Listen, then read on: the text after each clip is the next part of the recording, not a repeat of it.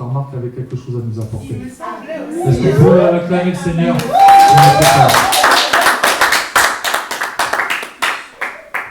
Je ne sais pas si vous vous rappelez, mais c'est la chose la plus dure du monde qui m'arrive. L'autre jour, le pasteur était au début du commencement de la première partie de l'introduction. Et puis il m'a refilé une feuille de papier en me disant tu continues.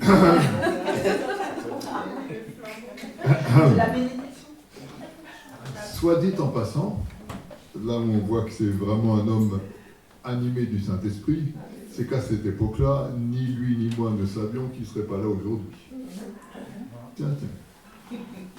Tiens. Alors effectivement, dimanche dernier, nous avons tous été incroyablement bénis par le message. Qui se rappelle du titre du message? C'est les trésors dans les cieux. Très bien. Comment avoir des trésors dans les cieux? Oui, tout à fait. Mais tu as raison, bibliquement, on parle de s'amasser des trésors dans les cieux. C'est tout à fait ça. Tout le monde a aimé ce message. Amen. Amen. Alors, je voulais vous dire, vous êtes en plein progrès, parce que je vois maintenant sur notre chaîne YouTube que vous allez regarder les prédications qui ont eu lieu le dimanche. Je vous félicite. Je vous féliciterai encore plus dimanche prochain quand vous aurez la politesse de mettre un like. Parce que quand même, quand je vois 11 personnes qui ont regardé et une qui a dit que c'est bien, ça veut dire qu'il y en a 10 qui ont trouvé ça nul. Oui, sur YouTube, bon, ça se fait de mettre des likes quand on aime. Amen?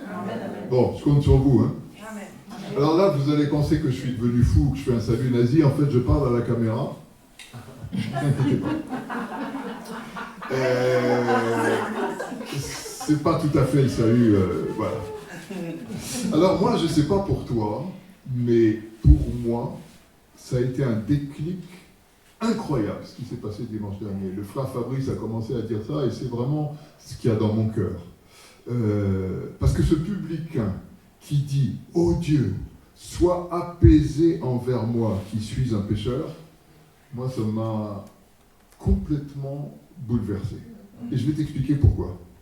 Jusqu'à présent, j'étais très souvent enfermé dans la séquence classique suivante. Première étape, je pêche, malheureusement. Ça peut être le retour d'un vieux péché disparu. Je croyais que ça faisait tellement longtemps qu'il était vaincu, et bam, il revient.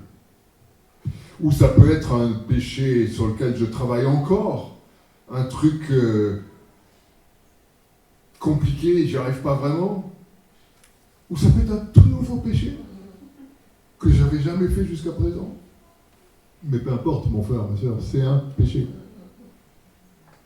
Petit ou grand, c'est un péché. Amen. Donc ça, c'est la première étape dans laquelle je suis, je pêche. La deuxième étape, je me rends compte que j'ai péché. Et là, il faut être honnête. Je ne me rends pas tout de suite compte, quelquefois. Il y a des fois où c'est instantané. Il y a des fois où c'est différé. Et alors, à ce moment-là, quand je commence à réaliser que j'ai péché, je regrette énormément. Amen. Mais soyons tout à fait honnêtes. Au début de mon regret, je regrette surtout pour moi. Égoïstement. En fait, je regrette quoi? Je me trouve complètement idiot. Je m'en veux. Je me dis, mais comment tu t'es encore fait avoir par ça? C'est de moi qu'on parle là. Comment j'ai pu encore tomber là-dedans? Et je suis découragé de moi-même. Je suis écœuré de moi-même.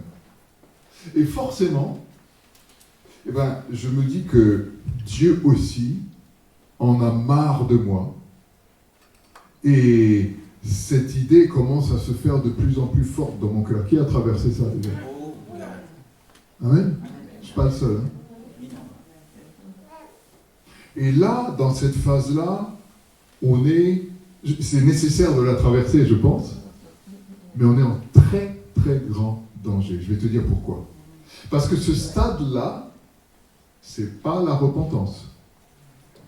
Ça s'appelle le remords. J'aurais pas dû le faire. Je suis embêté de l'avoir fait.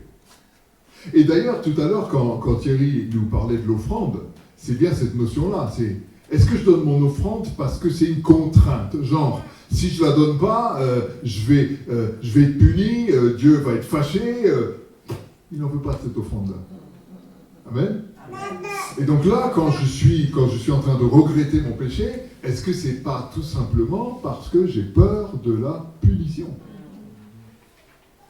Je connais les conséquences. Il y a un tarif qui a été fixé. Et je ne suis pas bien parce que j'ai péché, mais je suis encore toujours en train de graviter autour de mon nombril.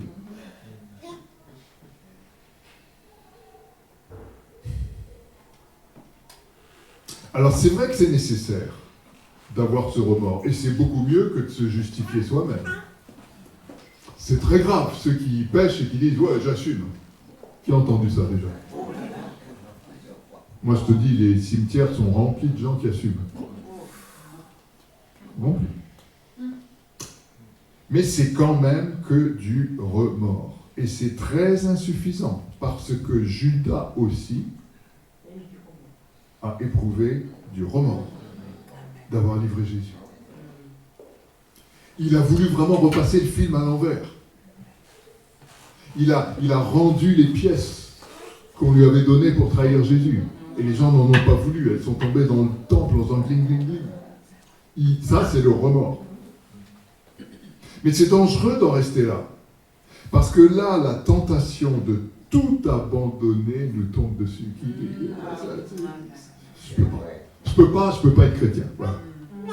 Je peux pas. Je te déçois à chaque fois. J'y arrive pas. Il y en a marre. Je suis sûr que tu en as marre. Moi, j'en ai marre. Et quand on en reste là, cette tentation va devenir de plus en plus forte. La tentation d'abandonner, la tentation de s'auto-justifier, mais aussi, il faut être clair, la tentation de se suicider. C'est ce qui est arrivé à Judas. Quand tu te sens complètement coincé, parce que soyons honnêtes, les gens du monde se suicident parce qu'ils se sentent coincés avec des dettes. Ou parce qu'ils se sentent coincés parce qu'on va découvrir telle ou telle chose qu'ils ont faite. Et ils se disent, il n'y a plus de solution, j'arrête. Fin du jeu. Mais le chrétien a sa forme de tentation de suicide. Pourtant, il sait que c'est pas bon. Mais la seule solution, c'est d'appuyer sur le bouton stop. Troisième étape de ce processus dans lequel je suis si souvent tombé, c'est que, heureusement, quand même, dans cette souffrance, je demande pardon. Au début, tu ne sais pas trop pourquoi tu demandes pardon. Mais tu demandes pardon par principe. Parce que tu as été bien élevé. On demande pardon. Donc on commence à demander pardon.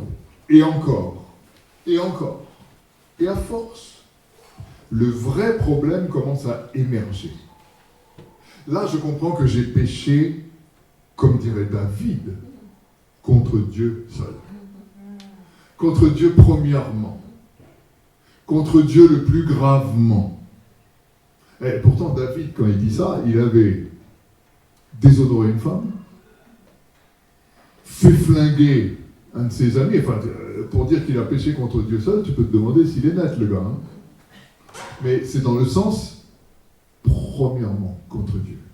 Et là, dans ce troisième stade, qui est celui, effectivement, du début de la repentance, je commence à être, effectivement, triste, non pas pour moi, ou par peur de la juste punition, mais je m'afflige d'avoir peiné, d'avoir déçu mon Seigneur. Ou, et c'est très bien que ça nous arrive aussi, mon pasteur. Je ne suis pas en train de te dire que le pasteur c'est Jésus, ne me fais pas dire ce que je n'ai pas dit. On n'est pas chez les cathos, c'est pas mon père, mais quand même. Quand je sens qu'il est déçu de moi, j'ai une petite idée de ce qui doit se passer dans le cœur de Jésus. Amen. Le quatrième stade, c'est de se dire, mais il faut que je demande pardon combien de temps? Ça doit durer combien de temps? Parce que, franchement, Je sais pas pour toi, mais pour moi. Il y a des moments, il y a des fois où quand tu demandes pardon, tu sens que c'est réglé. C'est bon. Et puis il y a des fois où tu demandes pardon vraiment et c'est exactement comme si tu n'avais rien dit. Tu ne sens aucune modification de ton cœur. Ça ne veut pas dire que tu ne le pensais pas, mais c'est un petit peu comme si Dieu n'accusait pas réception. Un petit peu comme si Dieu disait, je vais le laisser un petit peu dans la casserole mijoter. Et en fait, si tu réfléchis bien, il a vraiment le droit. Hein. Surtout quand tu es multi-récidiviste. Il a bien le droit de te dire, écoute, ça fait tellement de fois que tu me demandes pardon pour ça, que j'y crois plus trop, moi. Redis-le-me-le. On va attendre de voir. Alors, bien entendu, c'est pas comme ça que Dieu parle. Parce que là, je t'ai parlé comme un être humain. Dieu n'est pas comme ça. Mais, on en viendrait presque à envier le système catholique. Parce que dans le système catholique, c'est commode. Parce que c'est le prêtre qui fixe lui-même la punition. Le prêtre te dit, vous me ferez tant de prières. Alors là, déjà, c'est super mal barré de considérer une prière comme une punition. Ta punition, c'est que tu vas devoir prier. Mais t'imagines le... What the what? Mais il peut aussi fixer un tarif. Il faudra faire dire tant de messes. Par ici, la bonne soupe. Il faut brûler tel cierge, plutôt le gros, là. Celui à 15 €, pas celui à 2 €. Et tu sais quoi, moi, ça m'est arrivé, je le confesse, d'envier ce système. Parce que tant que tu n'es pas dans la repentance, tant que tu veux simplement te débarrasser de ton péché que tu as fait, tu as juste envie qu'on te dise, c'est bon, vas-y, on tourne la page. Mais c'est pas comme ça. Et Dieu nous laisse mijoter pour qu'on passe par la vraie repentance. Et dans ce moment-là, on n'est pas bien. On n'est plus trop sûr. Alors on s'accroche comme des fous aux versets qui disent « Il est juste et bon pour pardonner ». Ouais. Oui, c'est vrai. Mais je suis toujours pas en paix. Tout simplement parce qu'il ne veut pas encore que je sois en paix. Amen. Nous disons que Dieu a son temps pour toutes choses. Et ben, il a aussi son temps pour que tu sois en paix après ton péché. C'est comme ça. Et tant que nous sommes dans cet état bizarre, un peu entre deux eaux, sans conviction réelle, zut, alors on repêche. Puisque tout ce qui n'est pas conviction est péché. On ne va pas s'en sortir, les gars. Or, dans cet état-là, on est dans une situation hyper dangereuse où la rechute de ce péché est quasiment inéluctable.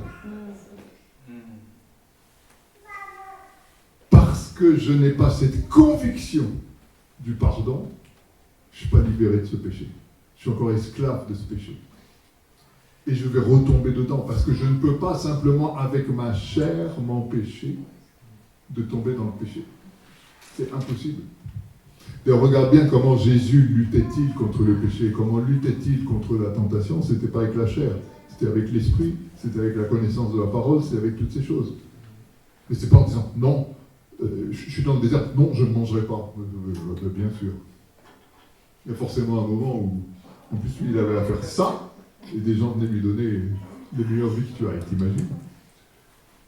Alors, ce dernier dimanche, bam! Mon problème est réglé. Parce que notre pasteur nous donne ce fameux hack, il a appelé ça un hack, ou une clé secrète, et j'adorais ça. La clé secrète de Jésus à propos du pardon. Et nous la trouvons dans Luc 18, à partir du verset 13.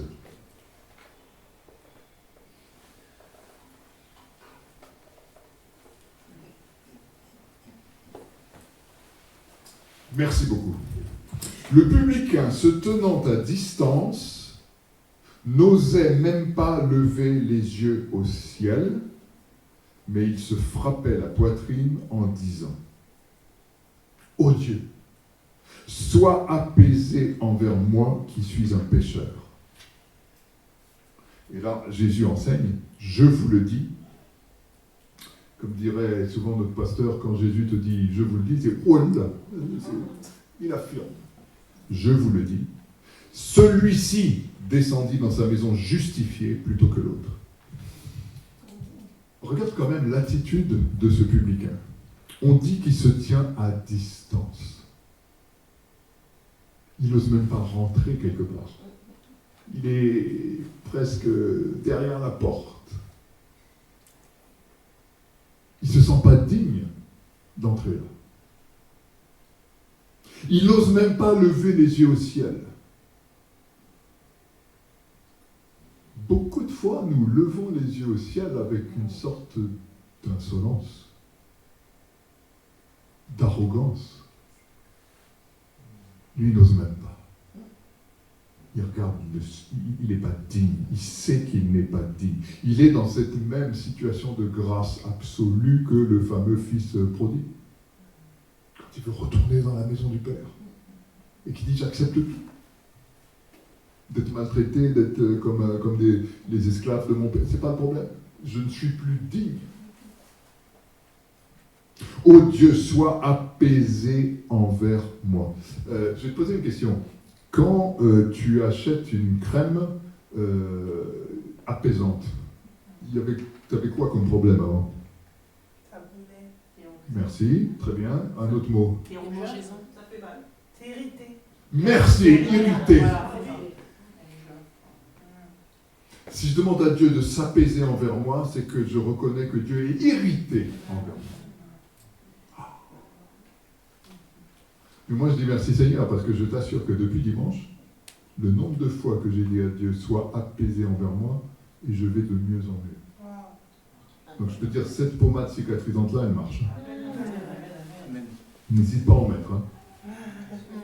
N'hésite pas à en mettre. Et donc Jésus dit, il est descendu dans sa maison justifié plutôt que l'autre, car quiconque s'élève sera abaissé, et celui qui s'abaisse sera élevé. Et on va y revenir à ça, parce que vous allez voir que ça peut être très piégeux pour nous autres. Donc quand Jésus déclare, je vous le dis, c'est la parole faite chair qui parle, n'est-ce pas? Amen. Or, il termine sa phrase par, il descendit dans sa maison justifié. Donc Jésus te l'affirme.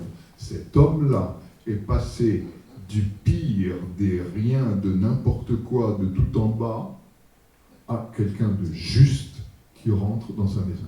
Et tu sais quoi? Personne ne l'a vu, aucun homme ne l'a vu. Sa femme, quand il est rentré, s'est pas dit voilà un juste qui rentre chez lui. Personne.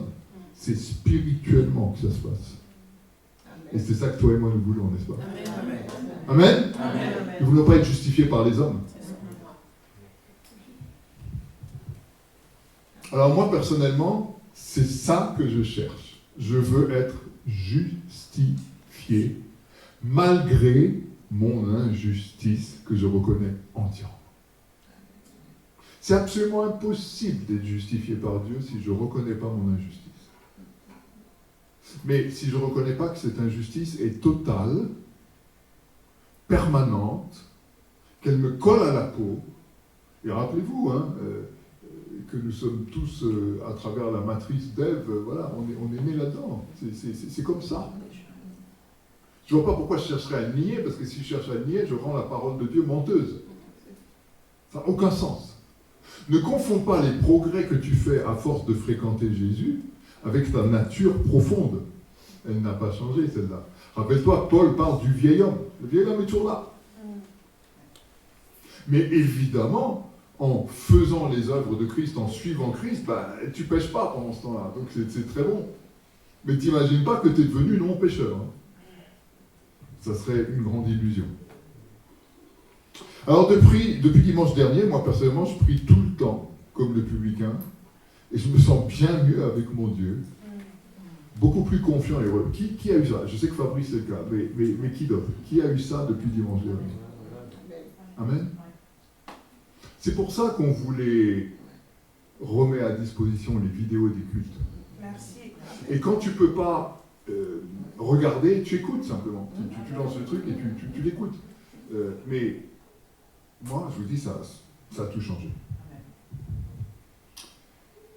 Maintenant, on doit prendre garde, et je vous avais dit qu'on y reviendrait, à la fin de ce verset 14 qui nous dit « Car quiconque s'élève sera abaissé, et celui qui s'abaisse sera élevé. » Et ça, c'est une pensée très chrétienne, très mainstream, qu'on connaît tous. Les premiers seront les derniers, gna gna, etc.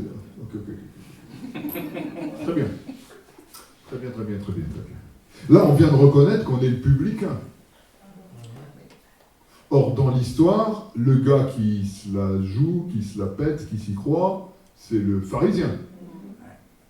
Donc, a priori, c'est pas nous. Eh ben, si. C'est tout le problème. Je suis une sorte de... Alors, tu vas dire peut-être qu'il est schizophrène, le frère Marc. Il est l'un et l'autre. À voile et à vapeur. Hommes et femmes. C'est pas ça que je voulais dire. Mais je voulais dire que je peux admettre de tout mon cœur que je suis un publicain quand je pense à mon péché, et je peux être un orgueilleux pharisien, par exemple, parce que je suis encore à l'EDN. Je peux être content de moi par rapport à des choses que je fais pour Dieu. J'étais à l'entrée d'hier, pas moi hélas. J'ai fait ceci, j'ai fait cela. Et rappelle-toi que le pharisien, il priait Dieu en disant « Merci d'avoir fait de moi quelqu'un d'aussi formidable ». Donc ce que je voudrais vous faire comprendre, c'est que nous sommes en permanence dans le risque d'être les deux. C'est exactement comme l'affaire du fils prodigue, dite du fils prodigue, et de son frère, qui était en fait très méchant puisqu'il n'était pas content que son frangin soit revenu, etc. Et on avait déjà vu que nous pouvons être les deux. Nous pouvons être le fils prodigue qui a fait n'importe quoi et qui revient dans la maison paternelle, je crois qu'on l'est tous quelque part. Mais on peut aussi être le mauvais, le méchant, qui n'est pas content que l'autre ait reçu grâce sur grâce, qui trouve que lui mériterait plus. Donc mes bien-aimés, faisons super attention de comprendre que dans cette affaire, et c'est pas pour rien, vous savez, l'écriture, c'est jamais par hasard. Et quand c'est Jésus qui parle, encore moins le hasard. Ou alors, comme disait Einstein à la fin de sa vie, quand il s'est posé des questions à propos de Dieu, quand il a vu l'horreur que devenait la bombe atomique, qui était une conséquence de ses découvertes, Einstein a dit « Le hasard, oui, mais avec un grand D. » Il voulait dire Dieu. Bon, ce que je veux dire simplement, c'est que là, c'est pas par hasard que nous avons ce pharisien et ce publicain, et on nous montre le yin et le yang, l'opposition en quelque sorte, mais dans ce même enseignement, car quiconque s'élève sera abaissé et celui qui s'abaisse sera élevé. Le problème, c'est est-ce qu'à l'intérieur de l'EDN, je m'élève dans mon cœur? Hein? Je fais bien ceci ou cela. Je suis fidèle. Je viens à l'heure pour mettre la salle en place. Quelle que soit la chose. L'ennemi te tendra toujours un piège pour que tu te sentes meilleur que l'autre. Or, il me semble que la parole dit que nous devons nous considérer comme le plus petit d'entre tous nos frères. Amen? Or, c'est pas ce que nous pensons. Par exemple, quand tu fais la sécurité et que tu repenses à tous ceux qui autrefois faisaient partie de la sécurité et ne sont plus là, tu peux te sentir, je dirais pas fier au sens d'orgueil, mais tu risques d'être abaissé. Amen. Amen. Parce qu'en fait, c'est simplement par grâce. Et c'est là qu'on redevient le publicain, même sur les trucs où on assure comme des pharisiens. C'est bénéf. C'est tout bénéfice. Amen. Amen, ça bénit. Yes. Ouais, parce qu'on est quand même des pharisiens aussi. On connaît un peu la parole. Ça fait des années qu'on vient. On paye notre dîme. C'est ça. C'est ça. On n'est quand même pas des Mickey non plus, hein. Ouais. Juste parce que Dieu nous a fait cette grâce. Amen. Alléluia. On voit donc que la question centrale, c'est de suivre Jésus, n'est-ce pas? Amen. De ne pas tomber dans les pièges qui pourraient nous empêcher, nous dissuader de suivre Jésus. Amen. En fait, il y a une règle très simple. Il s'agit de prendre sa croix. On a entendu parler de ça déjà. Dans Matthieu 16, 24, excuse-moi Corinne. Matthieu 16, 24, on lit quelque chose qui est très connu. Alors Jésus dit à ses disciples, si quelqu'un veut venir après moi, ce qui veut dire derrière moi, à ma suite, c'est pas après au sens chronologique, qu'il renonce à lui-même, pas facile ça, qu'il se charge de sa croix, il faut apporter un truc, et qu'il me suive. C'est pas, je me charge de la croix et tu comprends, Seigneur, je ne peux pas te suivre parce que c'est lourd. Non, c'est, tu prends ta croix et tu me suis. C'est ça. D'accord. Alors ce matin, nous allons nous poser à travers un enseignement très célèbre de Jésus, la question de comment le suivre et quels sont les pièges à éviter afin qu'on ne lui refuse rien. Qui a envie de refuser un truc à Jésus? Personne. Qui a déjà refusé plein de choses à Jésus? Deux mains, des pieds. Bon, et pourtant c'est pas ce que je voudrais. Mais là, c'était cette histoire de l'esprit est bien disposé, la chair est faible, etc. etc. On ne voudrait pas refuser à Jésus, mais on passe notre temps à lui refuser des trucs. Alors là, on va prendre un passage qu'on connaît tous, qui est Jésus et le jeune homme riche, mais ce qu'on va faire, c'est qu'on va le prendre dans chacun des évangiles qui en parlent. Parce que vous allez voir que, mine de rien, c'est pas pour rien qu'il y a plusieurs évangiles. On commence par Luc 18, 22, ma sœur.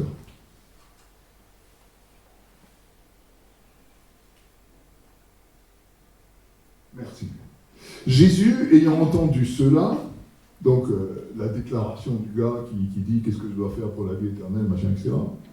Il lui dit, il te manque encore une chose. Vends tout ce que tu as. Il n'a pas dit, vends-en une partie. Il n'a pas dit, garde-en pour toi. Pourtant, il a le droit. Vends tout ce que tu as. Distribue-le aux pauvres. Et tu auras un trésor dans les cieux. Puis, c'est pas la peine de venir avant. Tu ne m'intéresses pas avant. Je n'ai pas besoin de toi avant. Tu ne pourras pas m'aider avant. Il faut d'abord que tu te débarrasses de ton Dieu. Vous vous rappelez, maman? Ok? On nous a dit qu'on ne peut pas servir deux à la fois. Que où on haïra l'un, où on... Bon. Maintenant, je voudrais te rassurer sur un point. Est-ce que nous devons tous vendre tout ce que nous avons et ensuite suivre Jésus? Non, mais je vous pose la question. Est-ce que c'est une recette universelle? Non, c'était pour lui. Merci Audrey. C'était pour lui, parce que Jésus a vu que lui avait un blême avec ça. Ok. Donc, ouf! Chouette! Il me demande pas mon oseille. Mon artiche, mon flouze, mon pognon, mon dineros. Ouf! Attends. Tu ne crois pas qu'il y a un autre truc auquel je tiens qui va me demander? C'est ça. Allons lire dans Matthieu. Dans Matthieu, nous lisons, le jeune homme lui dit, j'ai observé toutes ces choses. Donc là, Jésus lui avait dit, c'est les commandements de Dieu, machin, etc. Que me manque-t-il encore? Jésus lui dit, si tu veux être parfait, parfait pas au sens de la perfection, mais fait entièrement, terminé d'être fait, fini quoi, une pièce bonne pour l'expédition, d'accord? Si tu veux être parfait, va vends tout ce que tu possèdes, donne-le aux pauvres, et tu auras un trésor dans le ciel. Puis viens et suis-moi. Après avoir entendu ces paroles, le jeune homme s'en alla, tout triste, car il avait de grands biens. Donc là, tu vois bien le problème. C'est parce qu'il en avait beaucoup qu'il était embêté. Mais moi, je vais dire une chose. C'est la relation qu'il avait à ses biens qui était le problème. Vous savez, c'est la devinette qu'on fait toujours aux étudiants UBDN de première année. On leur dit, tout le monde sait que c'est écrit dans la Bible que l'argent est la racine de tous les maux. La plupart des élèves lèvent la main. Et tu leur dis, baisse la main, t'as tort. C'est l'amour de l'argent. Amen. Moi, j'ai connu, Laurence et moi, on a connu une dame qu'on aimait beaucoup, une vieille personne qui, lorsqu'elle était plus jeune, était cuisinière chez le grand-père de Laurence, et Laurence l'aimait beaucoup parce qu'elle avait passé des bons moments avec elle dans son enfance et tout, et cette dame, on avait l'habitude de la visiter, et elle avait été, vers la fin de sa vie, elle avait été recueillie par ses enfants, qui avaient construit un pavillon, et ils avaient, au rez-de-chaussée, ils avaient aménagé quelque chose pour elle et son mari était défunt, donc elle se retrouvait tout seule, mais dans son truc, elle était vraiment bénie par ses enfants. Et c'était une très gentille personne, je peux en attester, c'est une gentille personne. Mais, elle avait un problème de mammonite aigu. Pourtant, elle n'avait pas de sous. Elle n'avait jamais eu de sous, Marie-Louise. C'était pas une riche. En revanche, elle avait un problème de mammonite. Et voilà qu'un jour, elle nous dit, son visage devient laid, alors que c'était un beau visage souriant et bienveillant. Elle dit, il faut que je te dise quelque chose. Ils m'ont volé mon magot. Ton gendre qui te nourrit, qui t'héberge, ta fille qui te bénit, ton petit-fils que tu adores, c'est ceux-là qui t'ont volé ton magot. On n'a jamais su d'ailleurs si son magot existait ou s'il était imaginaire. Mais voilà comment elle se rendait malheureuse. Ça a gâché la fin de sa vie, Laura, vraiment, tu as raison. Vous vous rendez compte? Comme dirait Lelouch, tout ça pour ça, parce qu'il n'y avait rien en plus. C'était pas Bill Gates là, non. Il n'y avait pas de quoi se disputer longtemps sur son magot. Je sais pas, elle a peut-être planqué un billet de 500 sous son matelas, puis elle l'avait perdu, ou une souris l'avait bouffé, moi j'en sais rien. Enfin, il n'y a pas de quoi se gâcher la vie quand même. On va aller dans Marc 10, à partir du verset 17, s'il te plaît.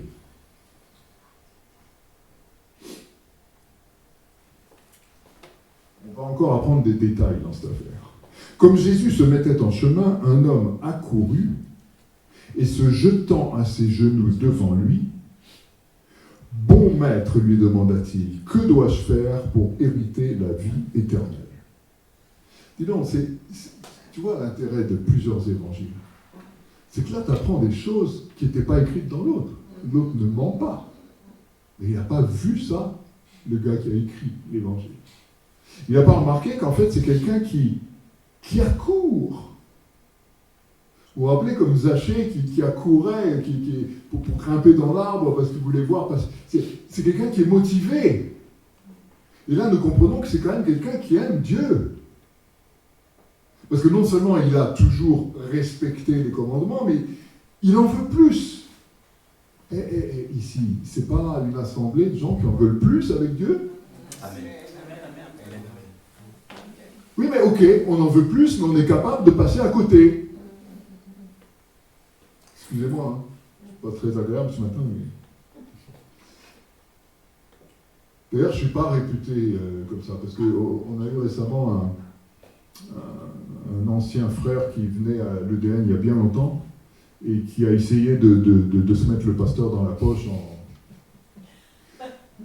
disant, et on est tous d'accord que c'était mieux quand le pasteur était là, et moins bien quand le pasteur n'était pas là. Mais enfin là, il en a remis une couche supplémentaire, et il a fait un résumé que je trouve assez juste. Il a dit Thierry, très gentil, Marc, 2 points. Je le respecte, mais très sévère. Il n'a pas tort, les gars. Hein. Moi, je peux pas lui donner absolument tort. Je peux pas lui donner absolument tort. Donc, comme Jésus se mettait en chemin, un homme accourut et se jetant à ses genoux devant lui, « Bon maître, lui demanda-t-il, que dois-je faire pour hériter la vie éternelle ?» Jésus lui dit, « Pourquoi m'appelles-tu bon? Il n'y a de bon que Dieu seul. » Mais là, de toi à moi, Jésus se moque un peu de lui. Parce que Jésus sait qu'il est Dieu aussi. Et s'il lui dit, pourquoi tu m'appelles bon alors qu'il n'y a que Dieu qui est bon, c'est pas pour dire, mon père est bon et moi je suis nul. C'est pas vrai et c'est pas ce qu'il pense. Bref. Tu connais les commandements. Tu ne commettras point d'adultère, tu ne tueras point, tu ne déroberas point, tu ne diras point de faux témoignages, tu ne feras tort à personne, honore ton père et ta mère. Il lui répondit, Maître, j'ai observé toutes ces choses dès ma jeunesse. Là, c'est magnifique. Regarde ça. Jésus, l'ayant regardé, l'aima. Wow. Heureusement qu'il y a aussi l'évangile de Marc. Ouais, d'habitude, il est tout court, il est tout rikiki par rapport aux autres. Mais là, il dit des trucs, ce jour-là, il était en forme, Marc, il a observé des choses. Jésus l'aima. Jésus a été touché. Jésus a vu, comme dans Sabine, comme dans Muriel, une envie de suivre Dieu. Et ça le touche. Mais quand il va me demander de laisser tomber ceci ou cela, si je refuse, ben je perds tout. Même s'il nous aime, même si on l'aime,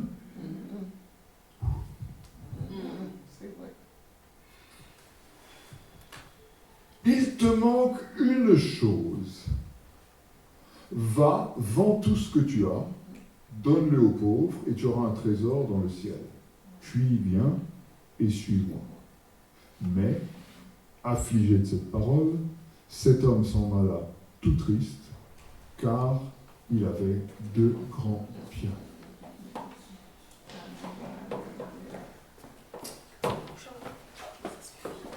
Dans Luc, au chapitre 18, on voit que cet homme-là, parce que c'est intéressant, dans un cas on vous dit un homme accouru, donc un homme qui accourt, c'est un gars qui est en forme, quoi. Tu peux pas le faire avec une canne, ou un déambulateur. Bon. Dans un autre évangile, on l'appelle un jeune homme. Mais là, regarde, dans Luc 18, à partir donc chapitre 18, à partir du verset 18, un chef interrogea Jésus et dit « Bon maître ». Donc voilà qu'on voit que c'est un chef. C'est pour te dire, c'est pas n'importe qui dans la société. C'est pas n'importe qui à l'époque, on peut comprendre aussi dans ce contexte, c'est pas n'importe qui religieusement parlant. On t'a pas dit qu'il était chef de la synagogue, on t'a pas dit qu'il était rabbin, mais c'est pas n'importe qui. Bon maître, que dois-je faire pour hériter la vie éternelle? Et là, il dit vraiment la même chose que dans Marc, il dit « Pourquoi m'appelles-tu bon, puisqu'il n'y a de bon que Dieu seul, tu connais les commandements, etc., etc., etc. » Alors maintenant, je suis désolé, mais je vais vous faire bosser. Ça va être un moment un peu de débat. Ça va être un moment d'échange. La première question, c'est qu'est-ce que Jésus a demandé au jeune homme riche de faire? À ton avis, Muriel, qu'est-ce que Jésus a demandé à ce jeune homme riche de faire? De vendre tous ses biens et les donner aux pauvres. Oui. Et quoi d'autre? Et après de se repentir de tout ça et de le suivre. Ah, très bien. Le suivre. Il n'y a pas à se repentir. Non. Le fait que ce gars-là soit né riche n'est pas un péché. Mais tu as très bien répondu. Donc, il dit à ce jeune homme, d'abandonner ces choses-là. Mais dis-moi un petit peu comment, les abandonner comment? Juste les laisser comme ça ou faire quoi? Non, de nous ouvre gentiment et Voilà. Qu'est-ce que tu dirais, toi, Magali? Qu'est-ce que Jésus a demandé à cet homme de faire? C'est un acte d'amour, déjà, de donner aux pauvres, comme l'a dit Ouais. Lubu, et c'est aussi montrer dans le sens de ce que notre berger nous a enseigné, c'est qu'on ne doit pas s'attacher à ces choses-là, à ces biens, mais vraiment garder les yeux fixés sur le royaume, sur les trésors qu'on va amasser dans le ciel, et non pas ces choses que de toute façon nous n'emporterons pas dans cette terre. C'est vrai, c'est tout à fait vrai. Alors, qui veut rajouter quelque chose sur ce que Jésus a demandé à l'homme riche de faire? Audrey. Se détacher de ce à quoi il tenait le plus, et éventuellement il tenait plus à ces choses-là qu'à Dieu, ce qui l'aurait à un moment donné empêché de le suivre, parce que je crois que c'est Joseph d'Arimathée qui était riche. Bon, Jésus effectivement a déjà été crucifié à ce moment-là, mais on ne lui a pas demandé de vendre, il était riche, on ne lui a pas demandé de vendre tout ce qu'il avait, peut-être parce qu'il n'avait pas le même attachement. D'ailleurs, on nous dit, puisque tu parles de Joseph d'Arimathée, on nous dit qu'il était un disciple qui suivait Jésus en secret. Donc on voit que ce n'était pas le même rôle. Et là aussi, c'est intéressant, c'est très bien que tu aies parlé de ça, parce que nous, les pharisiens d'EDM, on nous a appris qu'il faut évangéliser, qu'il faut ceci, qu'il faut cela. Et on a très vite fait de juger les chrétiens qui ne parlent pas beaucoup, qui n'évangélisent pas. On a tendance à faire ça. Mais les gars, on n'a pas le droit de faire ça. Parce que nous, on nous a appris. Nous, Dieu nous a fait cette grâce de savoir cette chose-là. Donc nous devons appliquer. Mais ceux qui ne l'ont pas eu, c'est pas de leur faute. La deuxième question que j'ai envie de vous poser, c'est que ferais-tu si Jésus te demandait de le suivre? Laurence, par exemple. Si Jésus te demandait de le suivre, quelle serait ta réponse? J'arrive. Intéressant ça. J'arrive, ça veut dire qu'il faut que tu attendes un peu.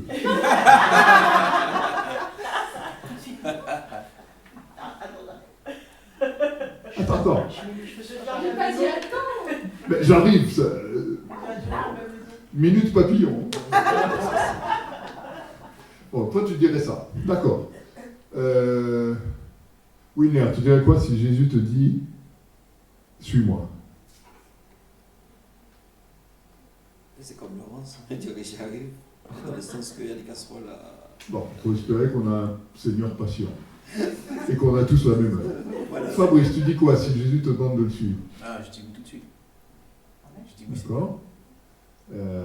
Thierry. Mais ce que j'ai cru comprendre, parce qu'il a peut-être pas fini sa phrase, mais c'est qu'en fait, c'est quand elle a parlé, quand... C'est vrai que toi tu parles de J'arrive lumière parce que courante. c'est pareil, il Attends, aurait moi, pu ça très bien dit dire j'arrive. j'arrive, parce qu'il avait des choses à faire avant de le suivre. Ouais. C'est ça qu'il voulait dire, c'est-à-dire qu'il a peut-être des choses à vendre ou des choses à se libérer avant de suivre Jésus. C'est peut-être pour ça que... D'accord. Ok, Mais moi je dirais je suis. tu dirais ça. Magali, tu dirais aussi je suis. Je suis. Amen. Audrey, tu dirais ça aussi, je pense. Tout le monde dirait ça. Maman Julie aussi. Mais attention. Mais j'ai un gros problème quand même. Il y a un piège. Excusez-moi, mais j'ai vraiment un énorme problème. C'est ça, dans le sens... On va au Seigneur. Je vous relis la question, je vous donne une deuxième chance de répondre. C'est la fin du... Que ferais-tu si Jésus te demandait de le suivre? J'abandonnerai tout. J'abandonnerai tout. Ouais, c'est ça que j'avais compris aussi. D'accord, très bien. Ouais. Donc, Là, qu'on soit prêt à vous vous tout enfoncez tranquillement. Moi, Si. Moi je dirais tu vas où, j'ai un plan. C'est Il y ça. a un Tu vas où? Non mais c'est marrant, Il y a... c'est marrant parce que vous continuez. C'est très drôle. Parce qu'il y a juste un truc qui vous a échappé, provisoirement, je pense. C'est qu'il vous a déjà appelé. Ah, Ce conditionnel n'a pas de sens pour nous. Non ouais, mais bien. mais attends, mais je suis désolé. Faut écouter l'énoncé. C'est vrai. Non mais je suis désolé. Et puis critique pas trop parce que c'est le pasteur qui l'a écrit. non, mais il nous salue comme toujours. Parce que dans un autre domaine, imagine, je te dis, est-ce que tu voudrais croire à la vie éternelle? Tu vas dire, bah non, j'y crois déjà. Ah oui. Bon, et là, je te dis, que ferais-tu, hypothèse, si Jésus te demandait de le suivre? Et là, vous êtes tous là, moi, je ferais ceci, je ferais cela. Regarde, en principe, vous le suivez. Amen? Bon. Question numéro 3. À quoi le jeune homme, écoutez bien, vous savez, à EDN, c'est un vrai sujet, d'apprendre à écouter, au lieu de foncer tête baissée, dès qu'on a l'impression... Vous savez, c'est le problème, alors je suis un vieux, donc je suis raciste, des jeunes. Et le problème des jeunes, j'ai remarqué ça quand j'en embauche un, quand j'envoie en interview, c'est que quand je lui dis « Est-ce que tu as compris ?», il me répond toujours « Oui ». Parce que pour un jeune, dire « j'ai compris », ça veut juste dire « je ne suis pas à 100% largué par ta question ». Je vois en gros à peu près de quoi tu parles. J'ai déjà lu un truc là-dessus, j'ai déjà entendu, j'ai déjà vu un TikTok qui parlait presque de la même chose. Donc j'ai compris. T'as rien compris du tout. Comme dirait ma sœur à côté de la plaque. Bon, j'arrête mon petit quart d'heure de raciste anti-jeune. Je dis juste, à EDN, j'en fais partie, il faut qu'on apprenne à écouter des questions. Parce que si notre pasteur arrive à tellement bien nous enseigner, c'est parce qu'il sait écouter ce qu'il y a écrit dans la parole de Dieu. Et pas partir tête baissée sur la réponse la plus simple, la plus habituelle, etc., etc. Alors, troisième question, écoutez bien. À quoi le jeune homme renonçait-il pour garder sa richesse?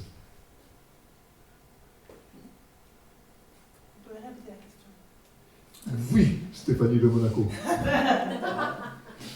À quoi le jeune homme renonçait-il pour garder sa richesse? On est d'accord que le jeune homme a renoncé puisqu'il est parti d'un air triste parce qu'il avait beaucoup de richesse. La question c'est il a renoncé à quoi avec cette attitude-là? C'est l'attachement à la richesse, à la vie éternelle. Pas à la vie éternelle. Ah, c'est très intéressant ce que vous dites. Non, mais c'est voilà, j'aime ce débat, en fait, parce que Thierry, il ne s'est pas trop mouillé, parce qu'il a redit ce qu'il a écrit déjà. Bon, donc, il a dit, il a renoncé à suivre Jésus. Certes. Oui, monsieur. Dis-le moi en grec, au moins. Mais c'est pas suffisant. Quant à d'autres, voilà, ils ont foncé direct. Plus de vie éternelle. Ah bon? Ah bon? C'est une question intéressante. C'est une question intéressante, car j'ai lu que cet homme-là a appliqué totalement la loi. À cette époque-là, si tu appliques totalement la loi, c'est bon. C'est cachère. De quel droit tu me l'envoies en enfer, celui-là?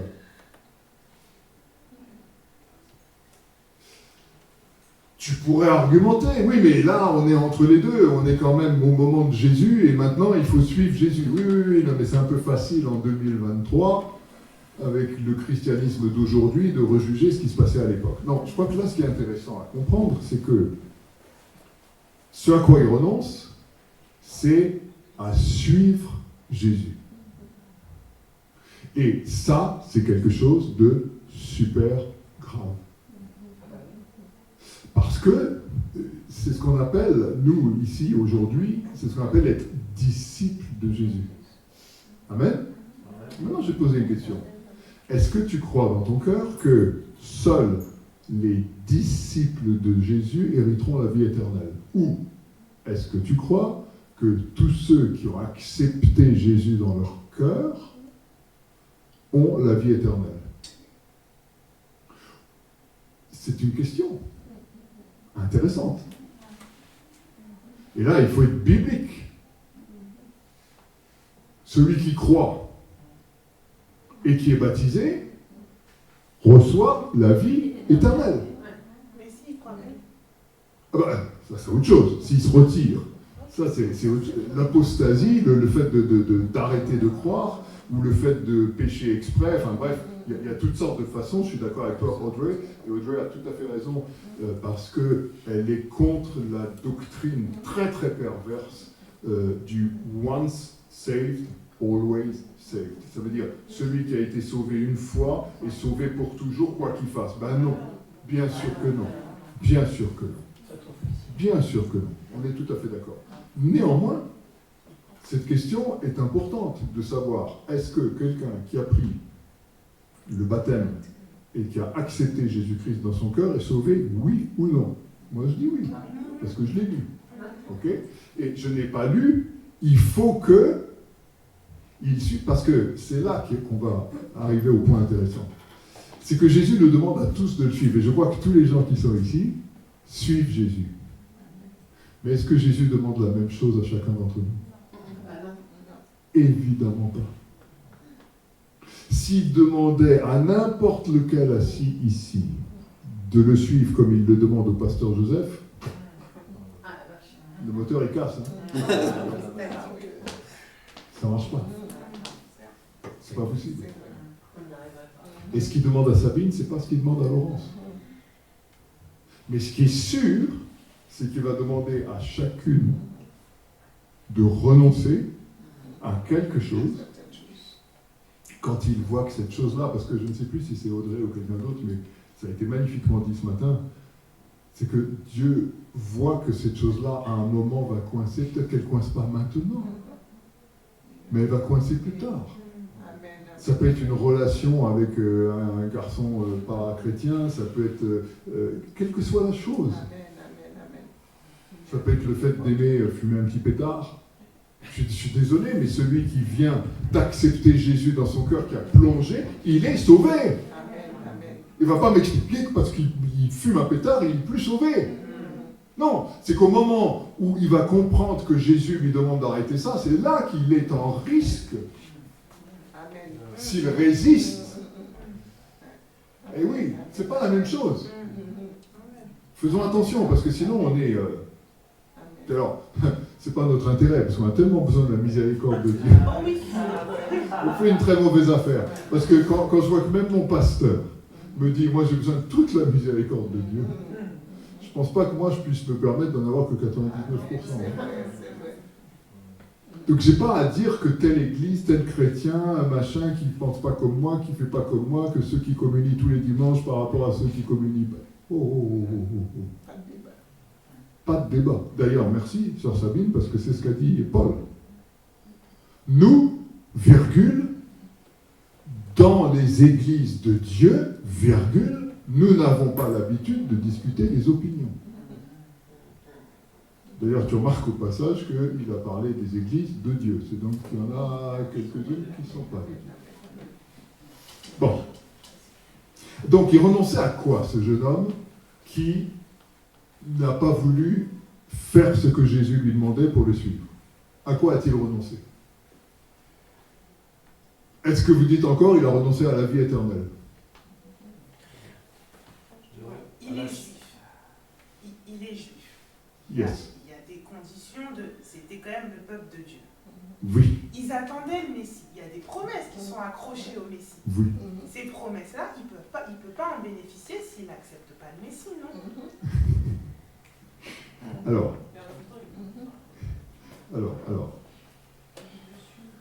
toute la question est, effectivement, de savoir quand tu commences à appliquer la règle qui est la nôtre, la règle de chrétien. Je rappelle un détail, c'est qu'il y a point de chrétiens à cette époque-là, et ce n'est pas juste un fait historique, c'est que tant que tu n'as pas eu la Pentecôte, explique-moi où il y a du chrétien. Donc ce gars-là, il n'est pas dans cette affaire-là. Et quand on voit même, depuis Pentecôte, comment les chrétiens, hélas, se comportent, parce que justement, ils se prennent un peu pour des pharisiens et pas assez pour des publicains qu'ils sont. Enfin bref, on a vu tout ça. Ce monsieur-là, je ne pense pas qu'on puisse dire sérieusement qu'il a décidé de perdre la vie éternelle. En revanche, il a refusé de suivre Jésus. Ça, c'est très clair. Amen. Et c'est là que nous sommes devant cette interrogation. Je vous le dis, nous tous, qu'on soit chrétiens depuis 10 ans, depuis 10 minutes, nous sommes toujours devant cette possibilité de faire le choix de ne pas suivre Jésus. Ça ne veut pas dire qu'on ne croit pas en lui. Ça ne veut pas dire qu'il ne nous aime pas. Parce que, je vais vous poser une question. Vous avez entendu parler de ce moment un peu bizarre où Jésus va trier entre les brebis et les boucs. On est d'accord? Mais s'il trie entre ces gens-là, c'est tous des gens qui sont sauvés. Hein. C'est pas des gens qui ont rôti en enfer. C'est des gens qui sont arrivés là avec les critères pour être sauvés. Pourtant, parmi ces gens sauvés, il y a des gens à qui Jésus va dire retour à la case départ, sans toucher 20 000. Je te connais pas. Mais j'ai construit des églises en ton nom. J'ai fait ceci. J'ai fait cela. Oui, mais je te connais pas. C'est la relation. Amen. C'est la relation. Amen. Or, comment puis-je avoir une relation avec quelqu'un si je ne le suis pas? C'est ça. Si je veux une relation avec... Parce que le problème de Jésus, c'est qu'il bouge pas mal, les gars. Il se déplace. Donc, si je veux être avec Jésus, je dois le suivre. Ça va même me fatiguer certains jours. Hein. Je vais avoir mal aux pieds. Je vais en avoir plein les baskets. Je vais trouver que je ne dors pas assez. Je vais trouver... Bref, suivre Jésus, c'est suivre Jésus. Mais comment puis-je être avec lui si je ne le suis pas? Amen. Donc je crois que, mais c'est très bien que vous ayez eu chacun votre réaction et je les respecte et c'est ça, quand je vous l'ai dit, on va débattre. Je suis sûr qu'il y a un certain nombre de théologiens qui disent que le gars a perdu son salut. Personnellement, je dirais plutôt, il s'est mis en très grand risque de ne pas de le perdre. Il s'est mis en très grand risque. Il avait une opportunité de le verrouiller, si je peux dire, de passer directement dans la nouvelle dispensation de Jésus, et il l'a perdu. D'une certaine manière, le gars qui était condamné pour avoir fait toutes sortes de cochonneries et qui était en train de mourir sur la croix, mais qui a su reconnaître, il a fait un peu comme le publicain, hein. Il a dit, moi je mérite. Bon. Ce gars-là, il a fait une meilleure opération, une opération plus intelligente en termes d'investissement long terme, on va dire, que cet idiot de riche. On est d'accord? On est d'accord. On passe à la 4e question. Comment pouvons-nous répondre à cette invitation de Jésus à le suivre?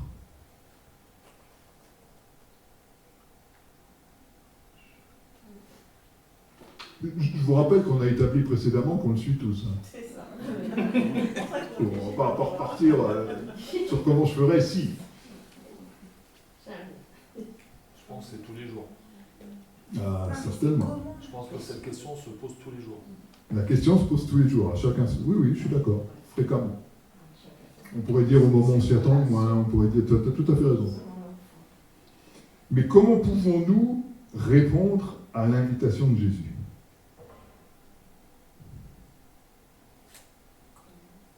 Et pour vous aider, je vais fusionner avec la question d'après, qui est quelles sont certaines des choses qui peuvent nous retenir de suivre Jésus?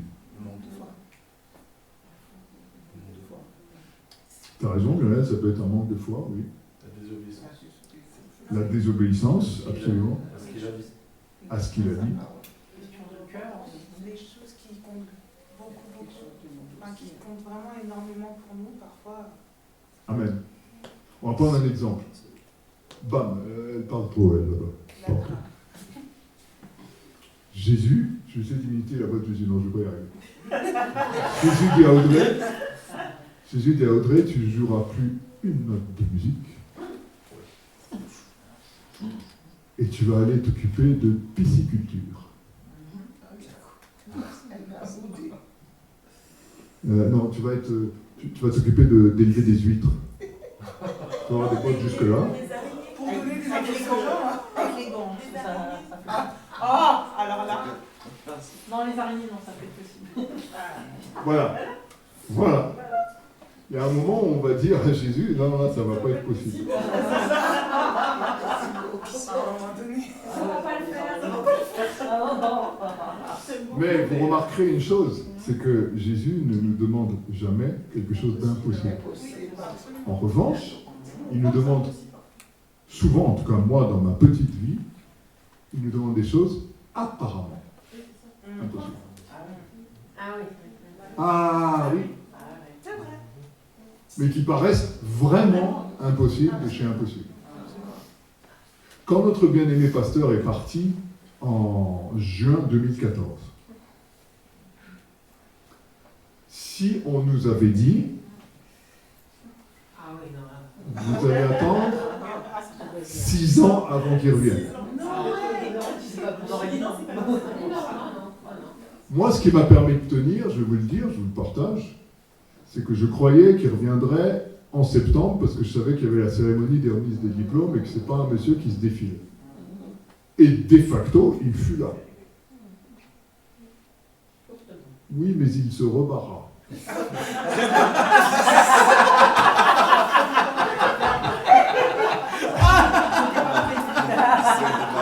Puis je me mis à croire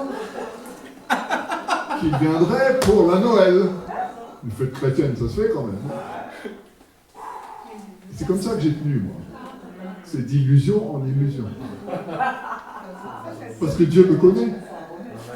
Je suis beaucoup trop lâche. J'aurais pas tenu.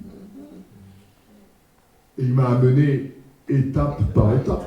Mais il n'a peut-être pas laissé croire la même chose à Audrey, qui n'a peut-être pas le même calendrier que moi. Mais ce que je constate, c'est que nous tous qui sommes ici, il a fait en sorte que.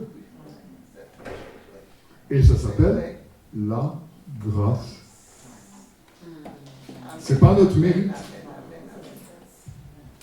Il y a eu une certaine hécatombe parmi les diacres, n'est-ce pas? Est-ce que ceux qui restent là sont meilleurs que ceux qui sont partis? Je te le dis sincèrement, je ne le crois pas. Et je ne suis pas en train de me la jouer genre, oh si, Marc, t'es bien. Non, non. C'est pas ça. Non. C'est pas du tout ce que je crois. Ce que je crois, c'est que c'est une grâce. En revanche, je vais te dire, j'ai suivi mon pasteur. Car la Bible nous dit, enfin c'est Paul qui dit ça, soyez mes imitateurs, comme je suis moi-même l'imitateur de Christ. Personnellement, imiter Jésus direct, non, c'est pas dire ça, ma sœur. Faut pas dire ça. C'est possible puisque la Bible a été écrite pour ça. Simplement, quand nous avons la chance d'avoir un exemple valable parmi nous, il faut déjà suivre celui-là. Parce que si on ne le suivait pas lui, ça serait une façon de dire je ne suis pas prêt de te suivre Jésus parce que je ne veux même pas suivre celui que tu as envoyé parmi nous. Vous voyez ce que je veux dire? Mais il ne faut pas confondre suivre le pasteur et suivre Jésus. C'est quand même pas la même personne. Amen. Alors en conclusion, le jeune homme riche s'adresse à Jésus en lui demandant « Que dois-je faire pour hériter la vie éternelle ?» Et là, on va retourner dans la théorie audreyenne. Parce que si le gars dit « Qu'est-ce que je dois faire pour avoir la vie éternelle ?» c'est qu'il n'est pas convaincu de l'avoir. Ah oui, ma soeur, mais veut se dire qu'il sait qu'il ne l'a point. Non plus. Non, parce que sinon il serait pécheur. Évidemment, si le gars avait, je ne sais pas quelle magouille financière ou je ne sais pas quoi, mais là, il a répondu devant Jésus et Jésus ne l'a pas repris. Or, Jésus voit comme à travers une vitre. Donc, si le gars avait du mauvais, nous le saurions. Là, on nous a bien fait comprendre que non, c'est pas ça. Donc, il lui dit, que dois-je faire pour hériter la vie éternelle? Donc, en fait, vous vous rappelez qu'à l'époque de Jésus, les Juifs se divisaient en plusieurs sectes différentes. Vous aviez les pharisiens, vous aviez les sadducéens. Certains croyaient à la résurrection, d'autres pas. Si tu ne crois pas à la résurrection, qu'est-ce que tu me prends la tête avec la vie éternelle? Makes no sense. Donc, forcément, on voit déjà que ce monsieur a une certaine forme de foi et que lui, il se dit la vie éternelle vaudrait mieux être du bon côté. Amen. Il dit à Jésus qu'il a observé tous les commandements depuis sa jeunesse. Et Jésus lui dit avec amour qu'il ne lui manquait qu'une chose. Je voudrais que tu saches une chose, bien-aimé. Quand Jésus te dit qu'il te manque quelque chose, il te le dit avec amour. Il te le dit pour ton bien. C'est pas pour mettre toujours la barre plus haut jusqu'à ce qu'on craque, c'est pas ça du tout. Mais c'est qu'il voit que cette chose, ou cette personne, ou cette philosophie, enfin quelle que soit, que j'apprécie. Je vous donne un exemple. Thierry, il a à un moment été très en danger spirituellement, parce que non seulement il ne connaissait pas Jésus, mais il était dans les histoires de maîtres japonais, machin, etc. Et ces trucs-là sont spirituels aussi. C'est pas simplement comment on apprend à se battre ou à maîtriser sa respiration ou son je sais pas quoi. Ça, c'est la partie émergée de l'iceberg. Et puis, comme on dit, on n'attire pas les mouches avec du vinaigre. Donc, il faut bien que toute forme de philosophie, de fausse religion, etc., ait des bénéfices. Aujourd'hui, un des trucs qui marche le mieux sur Internet, c'est tout ce qui est nutritionnel. On t'explique que tu vas avoir un corps de plage formidable en faisant ceci, cela, machin, etc. Mais très rapidement, ce thérapeute te dit aussi qu'il faudrait faire telle méditation et que ça serait bien de... Vous voyez ce que je veux dire? Bon. C'est toujours comme ça. Nous, Jésus demande qu'on renonce à telle ou telle chose. Mais ce que je voudrais vous faire remarquer, c'est que dans le cas présent, ce monsieur n'a pas voulu. Mais les autres qui sont autour de lui, les Pierre, les gars qui ont écrit ces évangiles qu'on a lus ce matin, ils ont suivi Jésus. Et est-ce que vous croyez que c'est arrivé qu'une fois qu'ils doivent renoncer à ceci ou à cela? Absolument pas. Donc, je crois que plus nous suivrons Jésus, plus il va nous faire renoncer à différentes choses. Pas, encore une fois, par sadisme ou pour s'assurer une soumission totale ou je ne sais pas quoi. Il nous a dit encore ce matin qu'il aime l'offrande joyeuse. Il n'en a rien à faire de quand tu mets 100 balles en grinçant en disant « La vache, j'aurais dû faire de la monnaie, pourquoi j'ai que 100 balles ?» Tu peux te les garder. Ça n'intéresse pas. Ça n'intéresse pas du tout. Ce qui l'intéresse, c'est ton cœur. Mais si tu dis « Tiens, chouette, j'ai beaucoup plus que ce que je pensais », bah, moi, ce que j'ai fait la semaine dernière, bam, une commande qui représente largement le centuple. Dieu donne au centuple. C'est la vérité. Amen. Jésus nous demande à tous de le suivre. On est bien d'accord qu'ici, on est des suiveurs de Jésus. Est-ce que je peux avoir un amen? Amen. On m'a mis une trouille tout à l'heure. Je ferais quoi si Jésus me demandait Ben oui, mais oui, on est d'accord. Il est farceur, hein, le monsieur. Donc Jésus nous demande à tous de le suivre. Nous pouvons le faire en respectant ses commandements. Alors, petite révision générale. C'est quoi les commandements de Jésus? Ah, pas du tout. Ça, c'était avant. Les deux premiers, tu adoreras ton Dieu de tout ton cœur, de toute ton âme. Tu adoreras ton Dieu de tout ton cœur, de toute ton âme, de toute ta force, de toute ta pensée. Et le deuxième, tu aimeras ton prochain comme toi-même. Et tu sais, ma bébé, depuis que je te connais, tu fais beaucoup plus ça, heureusement que les 10 d'avant dont tu as oublié la moitié. C'est pas intéressant, parce que Jésus a dit qu'il n'était pas venu pour abolir, mais qu'il était venu pour parfaire la loi, et il a dit, c'est ça qui compte. Et si nous appliquons simplement ces commandements, les autres automatiquement sont appliqués. Si tu aimes ton prochain comme toi-même, tu te vois en train de lui planter un couteau? Je pense pas. Si tu aimes ton prochain comme toi-même, tu te vois en train de piquer la femme de ton voisin? Je ne pense pas. On est d'accord. Et ainsi de suite. Non, pas tout, non. Amen, amen. Amen, amen. Parfois, comme le jeune homme riche, nous pouvons être incités à faire quelque chose pour être meilleur. En fait, comprends ça. Quand ça arrive, c'est pour être meilleur. Mettons notre confiance en Dieu et essayons de suivre Jésus-Christ un peu mieux chaque jour. On est d'accord avec ça? On doit progresser. Et je pense que une question que nous pourrions et devrions parfois poser à notre berger, qui quand même rend compte pour nos âmes, c'est qu'est-ce que tu me conseilles pour plus suivre Jésus? Et je doute qu'il reste muet. Souvent, ce qu'il dira à l'un, c'est pas ce qu'il dira à l'autre. Demandons aussi au Saint-Esprit.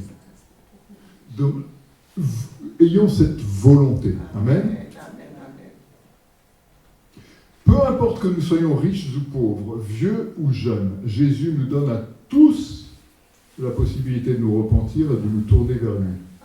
Parfois, comme le jeune homme riche, nous pouvons être incités à faire quelque chose en plus pour être meilleurs. Mettons cette confiance en Dieu et essayons de le suivre de mieux en mieux. Et là, je terminerai par une citation qui dit « Suivre le Christ, c'est lui ressembler de plus en plus. » Donc c'est un chemin. Il a dit « Je suis le chemin, la vérité, la vie, le bien. » Le Thierry d'aujourd'hui, il est 1000 fois meilleur que le Thierry que j'ai connu quand il a épousé la Madame Jessica. Mais tant que Jésus n'est pas revenu et tant que Thierry n'a pas été enlevé dans l'Olympe grec, il va progresser. Oui, parce que lui, en fait, il a le prophète Ali et Zeus. Il a placé ses billes un peu partout. Il est malin. Il est malin.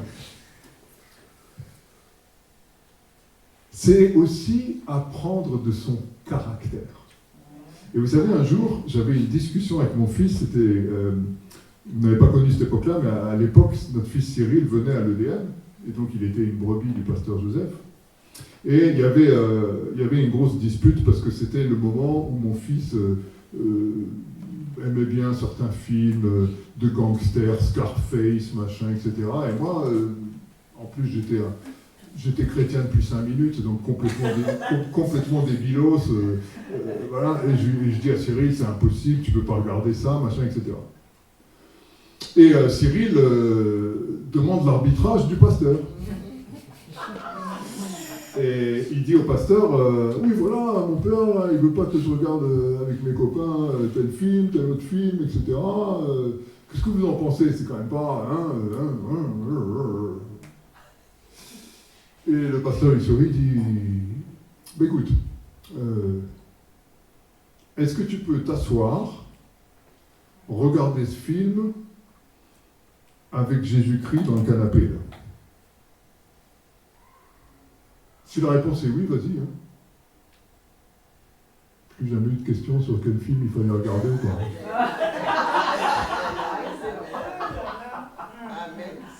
C'est tellement simple. Moi, Jésus m'a fait le coup un jour avec mon frigo. Ouais. Je rentre le soir tard, une grosse journée de boulot, tout le monde dort à la maison, et j'ai la dalle. Et j'attrape des trucs dans le frigo, je suis dans la cuisine donc, et je me mets même pas un couvert ou je sais pas quoi, etc. Et j'avale les trucs, j'ouvre le paquet de jambon, le je sais pas quoi, et je mange mi-homme, mi-animal, tu sais, comme certaines divinités de la mythologie.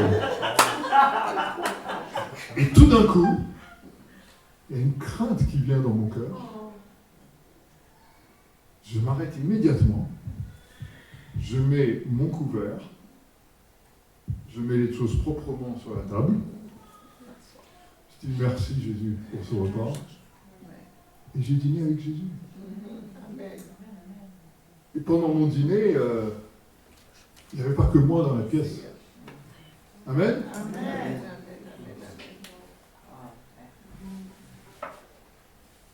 Alors ce processus de ressembler de plus en plus à Jésus, il est à la fois très complexe et super simple. Comme a dit Muriel, c'est les 2 commandements les plus simples. Les prophètes anciens et modernes l'ont décrit en 3 mots. Observez les commandements. Rien de plus. Rien de moins. Et moi j'ai eu ça cette semaine, à un moment, j'étais pressé dans la rue, et je vois une dame qui voulait des sous. Évidemment, on ne donne jamais des sous, on donne plutôt un sandwich, donc forcément ça prend plus de temps, il faut aller à la boulangerie, acheter le sandwich, machin, etc. Et puis t'en as même qui te le jettent à la figure en te disant j'ai pas besoin de sous. Amen. Ça fait partie du ministère, c'est pas grave. Mais là j'étais pressé, et franchement je ne l'ai pas calculé. Et j'entends, ne détourne pas ton regard du pauvre. Direction la boulangerie, achat du sandwich et donation du sandwich. Amen. Amen. Alléluia. Prions. Seigneur, nous voulons te dire vraiment que nous sommes ces publicains. Nous sommes des gens qui avons besoin que tu détournes de nous ta colère. Parce que ta colère est juste, Seigneur. Nous t'avons mis en colère déjà depuis dimanche dernier, peut-être même ce matin, voilà. Et nous te demandons vraiment pardon pour ça, parce que notre but est exactement l'inverse. Nous voulons te faire plaisir.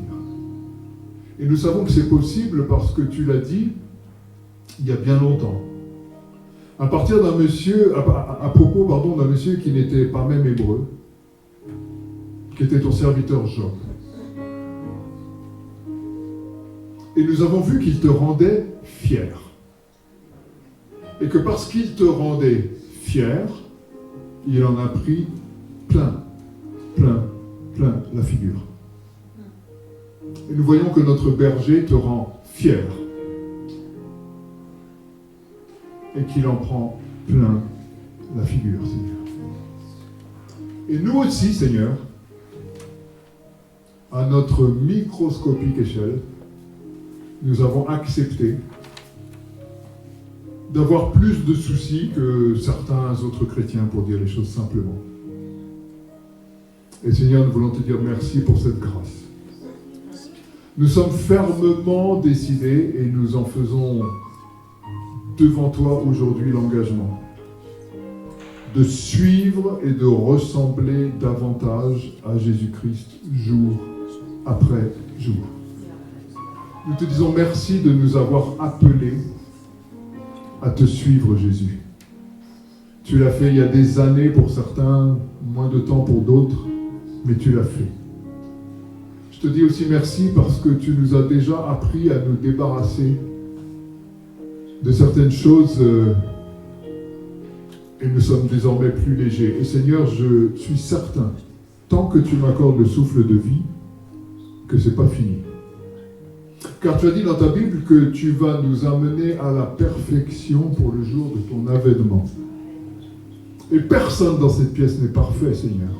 Et nous te disons gloire à toi. Nous allons nous laisser dépouiller de ce qui est mauvais pour nous. Et Seigneur, nous reconnaissons une chose, c'est que nous ne savons absolument pas de quoi il s'agit. Si c'est un péché, ça c'est autre chose, et nous te demandons pardon et nous travaillons dessus. Mais l'argent de cet homme dont on a parlé ce matin n'était pas en tant que tel un péché. Mais c'était quelque chose qui l'isolait de toi. C'était quelque chose qui l'empêchait de te suivre. Or Jésus, nous voulons te suivre. Et tu as fait le coup plein de fois à tes disciples. Ils t'attendaient là, puis ils te retrouvaient à tel endroit. Tu leur disais, on se retrouve là, ils devaient aller en barque et toi, tu y allais autrement. Bref, tu es même Jésus, et je pense que tu vas encore nous surprendre énormément. Mais Seigneur, que nous ne soyons pas comme ces disciples qui, quand ils te voient débouler dans des circonstances inattendues, croient que c'est un esprit, croient que c'est un sortilège. Non, non, non, non. Seigneur, si c'est toi qui nous le dis, nous sortons de la barque et nous marchons sur l'eau, Seigneur. Seigneur, merci. Merci pour ton appel. Merci pour notre berger. Merci pour notre assemblée. Merci pour notre salle qui vient. Merci pour les baptêmes qui arrivent. Merci pour tout ce que tu fais, Seigneur. Car c'est toi qui le fais. Et nous, mon Dieu, nous te disons tout simplement, comme avait dit déjà Samuel il y a bien longtemps, parle, ton serviteur, ta servante, écoute. Amen. Amen. Alléluia. Amen. Soyez bénis. Sois béni, Marc.